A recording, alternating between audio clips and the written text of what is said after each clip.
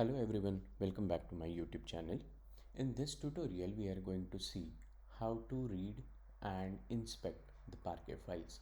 Now, since our last tutorial, we have started looking into the details of Parquet data format, and in our last session, we have seen some of the high-level information about Parquet, that what are the advantages of Parquet, and Parquet data comes under, how Apache has helped to develop this particular data format.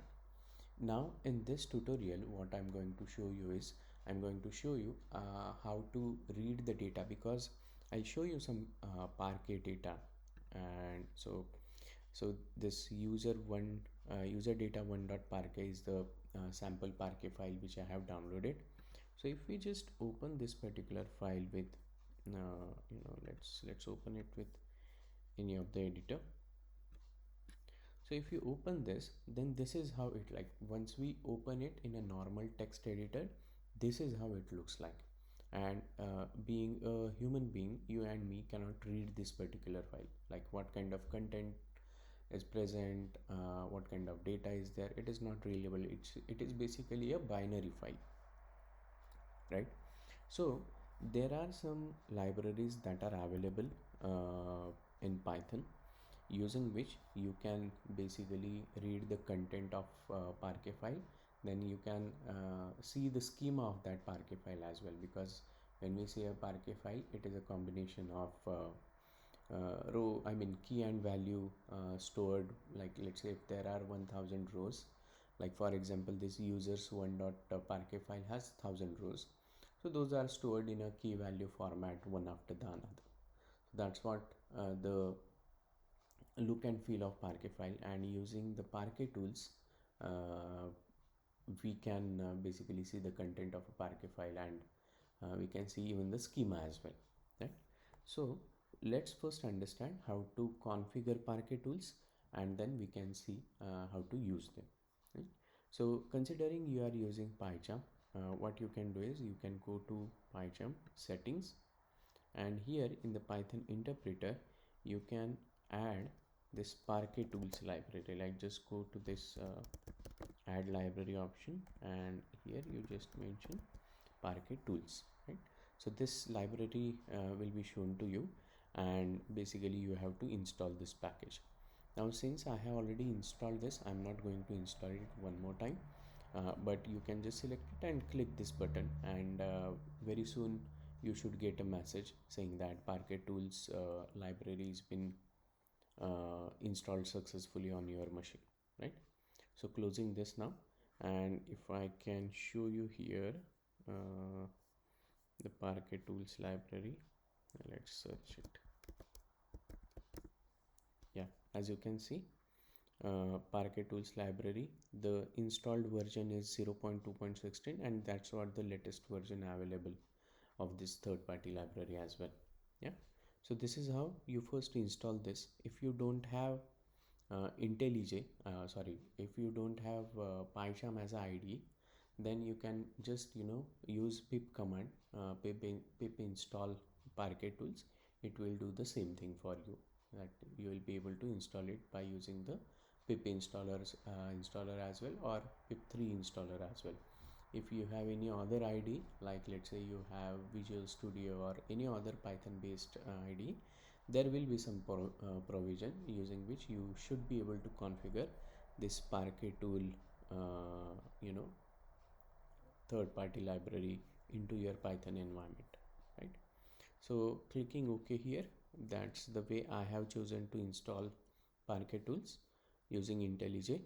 Now what you can do is, in your IDE itself, you go to this virtual environment. Now how to go to this virtual environment is by clicking on the terminal, right?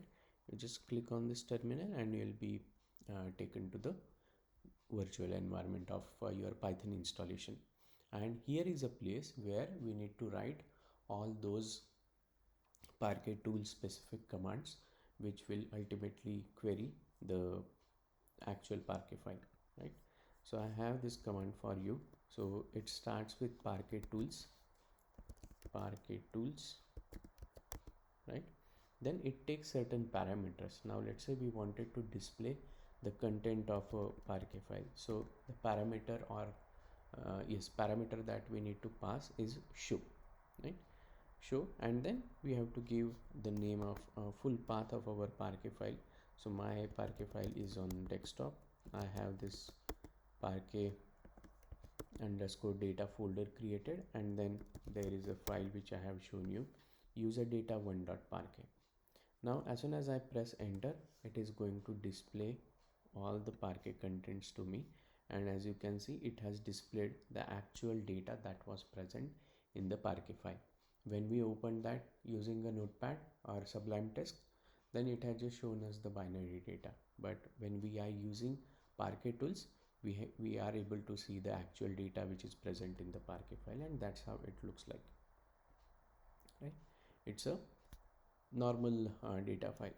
Now let's understand how to see the schema of a Parquet file, because it is very important to know that what are the keys. Since the file format in a Parquet is key and value store, so basically it is important to know the key. So here most of the things are same. We just have to replace this show parameter by something called as inspect.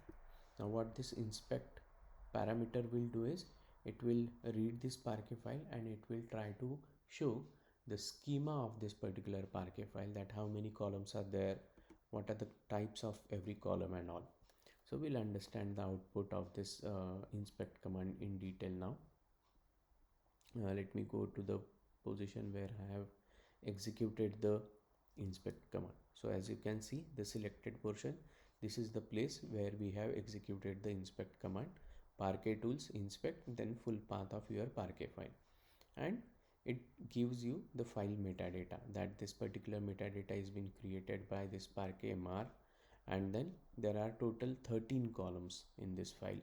Number of rows were 1000, which is correct, I have verified that. Then number of groups, this is something which we can ignore because it is something related to some other metadata information. Version and serialized bits, that just to check the uh, like a CRC state basically, that if you wanted to at all compare, let's say you transfer this file from one machine to another machine, one network to another, and if you wanted to check if a same file has arrived or it has been compromised in between, modified in between, then you can just compare this serialized size number, right? Now coming to the columns, this is the portion which we are interested in.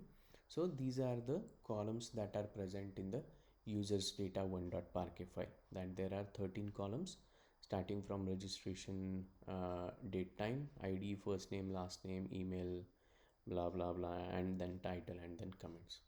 And what it does ahead is, it displays some more information about these independent columns as well, like what is the name, path is fine, max definition level, max repartition level, physical type. This is important, that based on the data that is present in that column, it will try to infer the data type of that column as well. That most of the times in this registration detail, it may have found all the integers, so it has just taken the data type of this column as integer, which is physical type.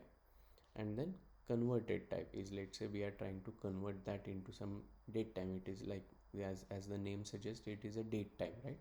So we are trying to convert it into the date time, then rest of the schema columns will come into the picture. As of now we can ignore it, and then similarly similar kind of information for all 13 columns it will display, right?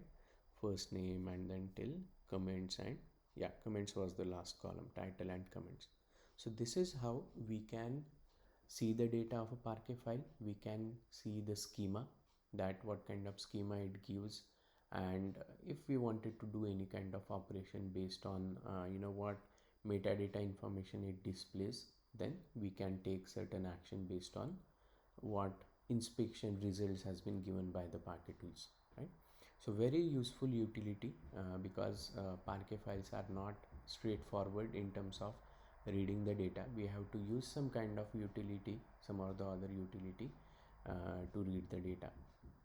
We can read the Parquet files, Parquet data using the pandas library as well. They also have a connector which can read uh, Parquet files, which we will anyway see in some of the further tutorials.